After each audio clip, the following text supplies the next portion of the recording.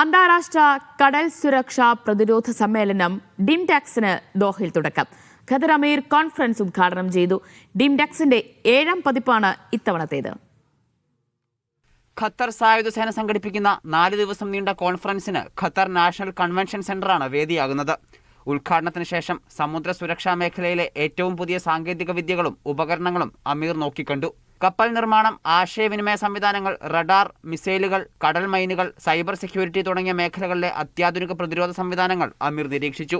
200-ലധികം പ്രാദേശിക, അന്തർദേശീയ കമ്പനികൾ പ്രദർശനത്തിൽ പങ്കെടുക്കുന്നുണ്ട്. Middle east naval commanders conference, വിദേശ കപ്പലുകളുടെ ആഗമനം, VIP പ്രതിനിധികളുടെ കൂടിക്കാഴ്ചകൾ എന്നിവ ഡിംടെക്സിന്റെ ഭാഗമായി നടക്കും. ജനുവരി 20 മുതൽ 22 വരെ പ്രത്യേക വർക്ക്ഷോപ്പുകളും സംഘടിപ്പിച്ചിട്ടുണ്ട്. Media 1 Doha.